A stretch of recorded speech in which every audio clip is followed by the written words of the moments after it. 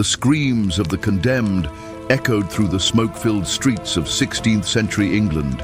Nearly 300 souls would meet their end in flames, their crime nothing more than holding fast to their beliefs. The woman who ordered these executions, history remembers her as Bloody Mary. But the truth behind England's first queen regnant is far more complex than that damning epithet suggests.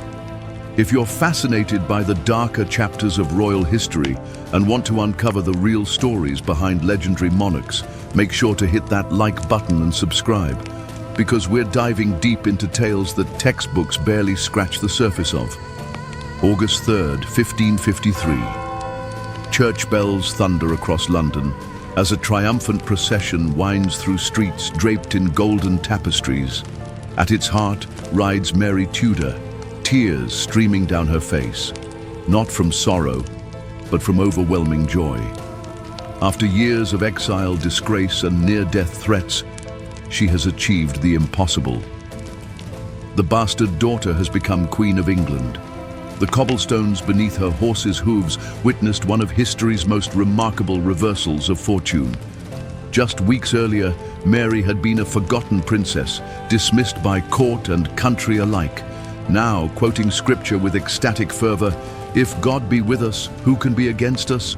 She embodied divine vindication made flesh. But this moment of supreme triumph carried within it the seeds of tragedy that would transform a joyful queen into one of history's most feared rulers. Born February 18th, 1516, at Greenwich Palace, Mary entered the world amid celebration. Bells rang throughout the realm, for after 7 years of marriage and countless heartbreaking losses, Henry VIII and Catherine of Aragon finally had a living heir.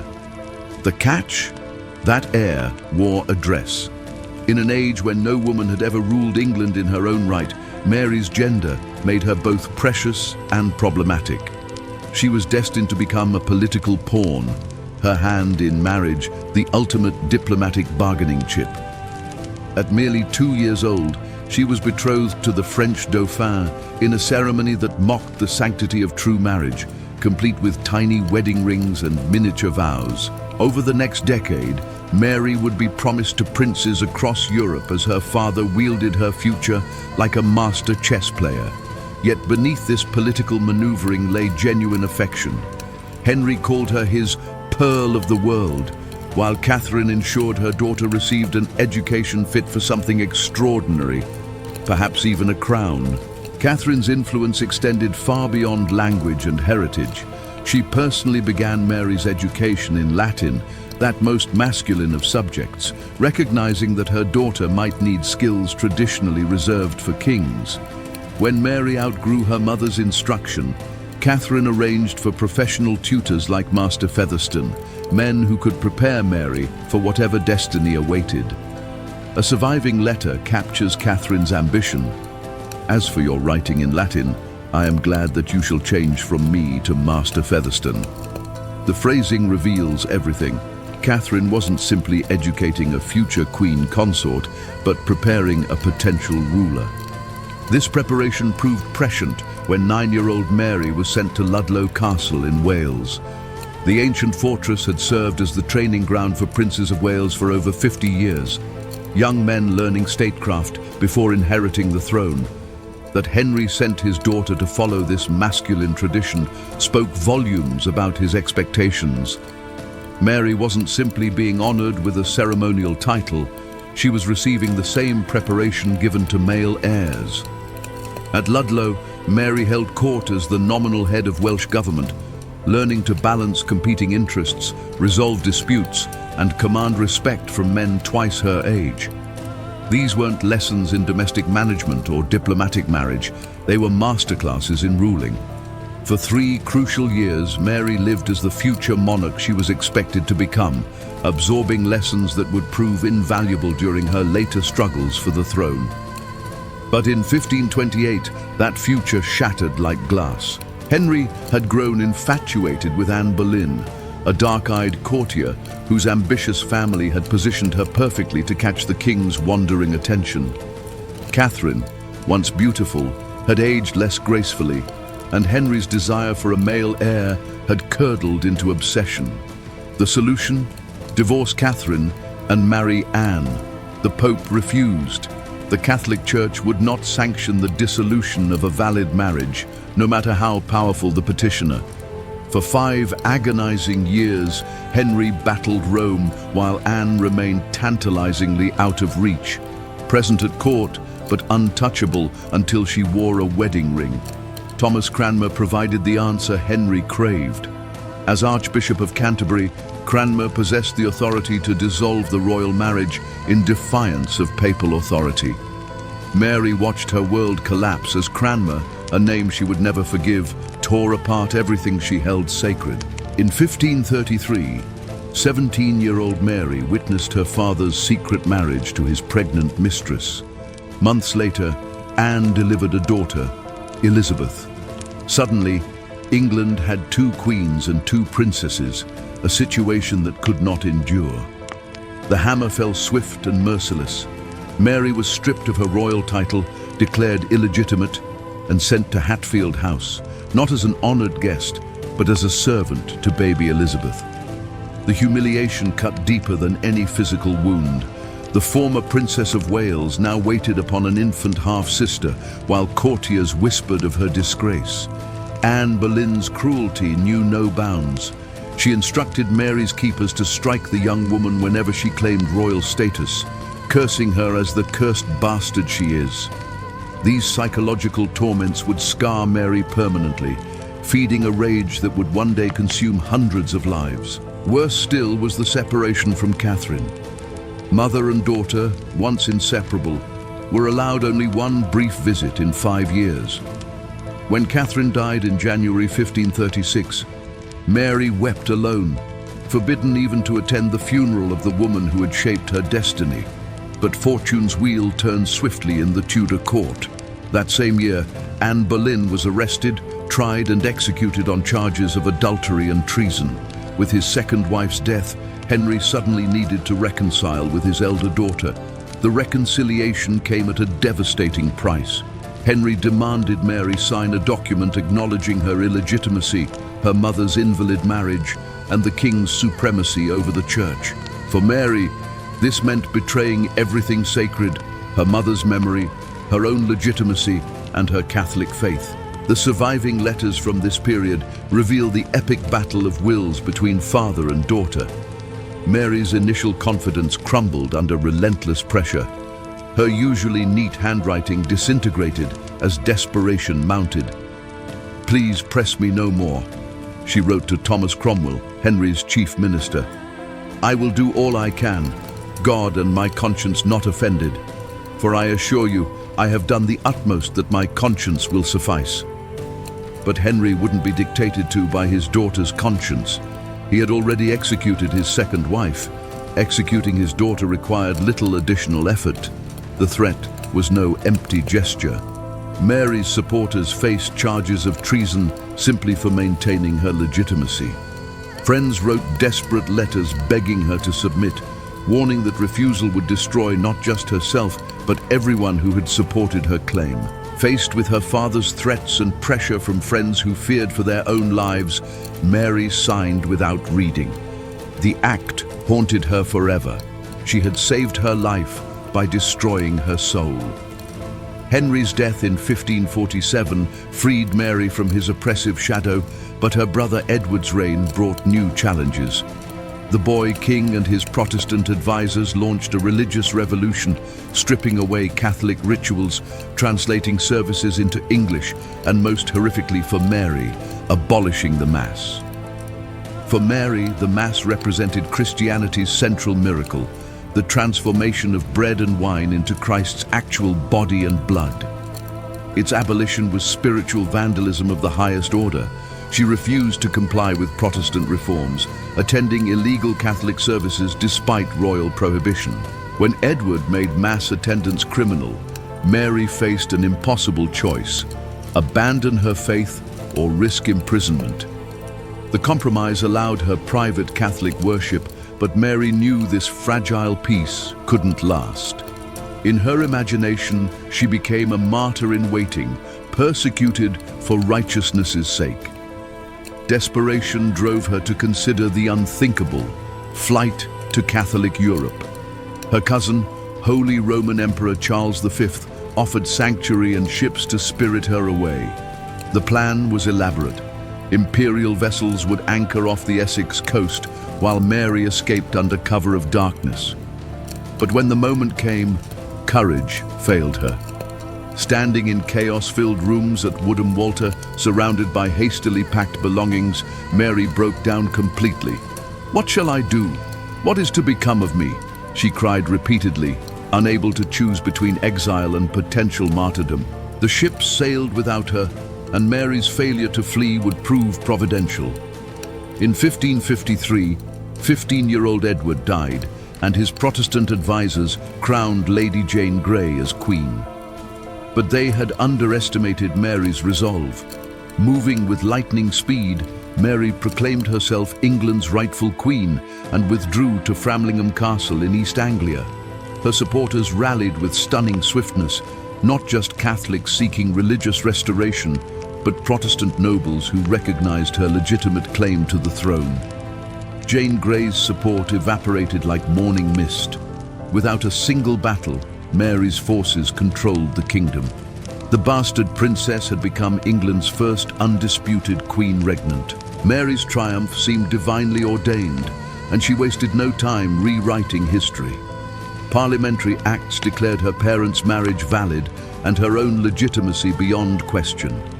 These magnificent words rang through the House of Lords, officially correcting what Mary saw as the greatest injustice of her father's reign. Yet there was something desperate in this legal theatre.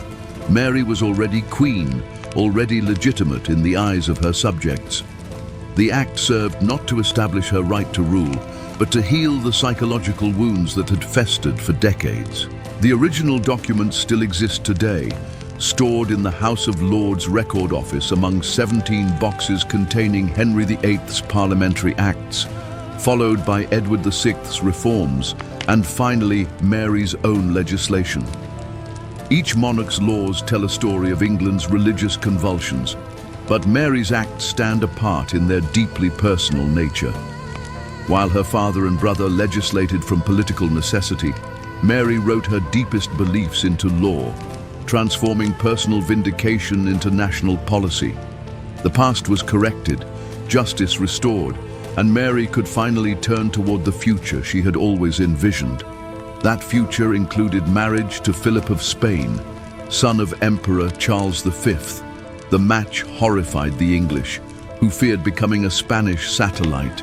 But Mary believed God himself had chosen Philip as her husband, just as he had chosen Joseph for the Virgin Mary. Opposition was not just political, it was sacrilegious. Sir Thomas Wyatt's rebellion in 1554 nearly toppled Mary's government. 3,000 Kentish rebels marched on London, demanding Mary's deposition and Elizabeth's coronation with an English husband. Mary found herself trapped in a hostile capital with few loyal forces. Her response revealed the steel beneath her pious exterior. Speaking at the Guildhall, she declared herself wedded to England itself, holding up her coronation ring as proof. "I am your lawful crowned queen," she thundered, "and I love you as a mother loves her child." Her eloquence and courage shamed the rebels and saved her throne.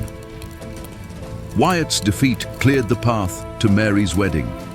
On July 25, 1554, Winchester Cathedral witnessed one of history's most politically significant marriages. Mary, now 38, walked the length of the nave on a specially constructed platform, determined to show that this dynastic union was also a love match. Philip, 11 years younger and considerably less enthusiastic, endured the ceremony with diplomatic politeness. Spanish observers noted Mary's unfashionable dress and plain appearance, but Mary herself glowed with happiness. She had finally achieved the traditional female destiny that had eluded her for so long. Marriage to Philip symbolized Mary's broader mission, England's return to Catholic orthodoxy. For 20 years, the kingdom had languished in schism, separated from Rome by Henry VIII's political ambitions. Mary would heal this wound and restore England to the Mother Church. The reunion was formalized in November 1554, when papal envoys arrived to absolve England of its heretical past. The ceremony was deeply emotional for Mary, who saw herself as God's chosen instrument for national salvation. When the papal legate greeted her with words from the Annunciation, "Hail thou that art highly favored," Mary interpreted it as prophetic. Soon after, she announced her pregnancy. The entire kingdom held its breath as Mary entered confinement at Hampton Court in spring 1555.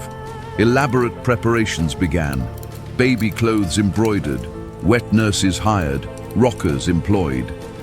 Mary's pregnancy represented not just personal fulfillment, but the future of Catholic England. May passed without incident. June arrived with false alarms and mounting anxiety. As summer progressed, whispers grew louder. Was the Queen truly pregnant? Or was this elaborate delusion born of desperate hope? The Spanish ambassador captured the mounting dread. The entire future turns on the confinement of the Queen, of which, however, there are no signs. If all goes well, the state of the country will improve. If she is in error, I foresee convulsions and disturbances such as no pen can describe. By August, after 11 months of supposed pregnancy, even Mary could no longer maintain the pretense. Whether phantom pregnancy, tumor, or cyst, the promised heir would never come. Philip, realizing the union would produce no children, departed for the continent, leaving Mary heartbroken and humiliated. Personal disappointment did not deter Mary from her religious mission. If anything, it intensified her persecution of Protestant heretics. Beginning in 1555, the fires of Smithfield burned almost continuously as Mary's government executed over 300 men and women for refusing to abandon their faith. The martyrdoms were meticulously recorded by John Foxe, whose Book of Martyrs preserved their courage for posterity. Hugh Latimer and John Ridley, burned together at Oxford, became symbols of Protestant resistance. "We shall this day light such a candle in England as I trust shall never be put out," Latimer declared as flames consumed them. These executions were not acts of casual cruelty, but expressions of Mary's deepest convictions. She genuinely believed heresy was spiritual treason, deserving the ultimate punishment. In her mind, she was saving souls and preserving England's religious future. The burning of Thomas Cranmer represented Mary's most personal victory. The man who had dissolved her parents' marriage and legitimized her bastardization now faced the flames himself. Initially, Cranmer recanted, accepting papal authority and Catholic doctrine. But as he mounted the scaffold for his final speech, he dramatically renounced his recantation. "The Pope is Christ's enemy and Antichrist," he cried, extending his right hand into the flames, so that it, the hand that had signed his recantation, burned first. This theatrical martyrdom did more damage to Mary's cause than Cranmer had ever achieved in life. As the fires continued burning, popular opinion turned against the Queen. Failed harvests and deadly epidemics seemed divine judgment on a kingdom soaked in martyrs' blood. Reports reached Mary that Philip was conducting affairs in Europe, adding personal anguish to public disapproval. In 1558, Mary believed herself pregnant again, even drafting a will outlining her Catholic heir's inheritance. But by May, no child had appeared, and Mary was gravely ill. The Spanish ambassador found her weak and melancholic, a shadow of the triumphant woman who had entered London 5 years earlier. The final humiliation came with England's loss of Calais to France. After 211 years, England's last continental foothold was gone, destroyed under Mary's watch. The military defeat shattered what remained of her credibility and symbolized the failure of her Spanish alliance. As autumn arrived, Mary's illness worsened rapidly. On November 7th, she finally acknowledged the inevitable. Elizabeth would succeed her. Mary's last desperate act was extracting promises that her Protestant half-sister would maintain the Catholic restoration, promises Elizabeth had no intention of keeping. Mary Tudor died on November 17, 1558, at age 42.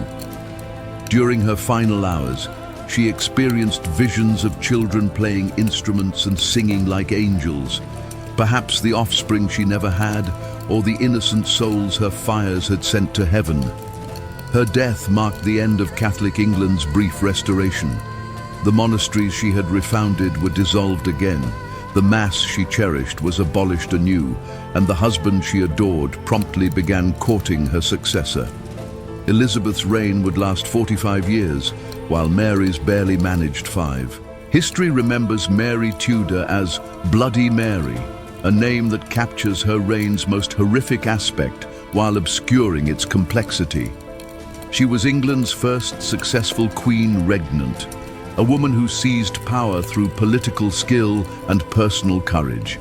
Yet her religious convictions led to atrocities that stained her legacy permanently. Mary's tragedy lay not in her cruelty, but in her complete certainty that cruelty served divine purpose. She believed the fires of Smithfield burned away England's sins, preparing the nation for spiritual renewal.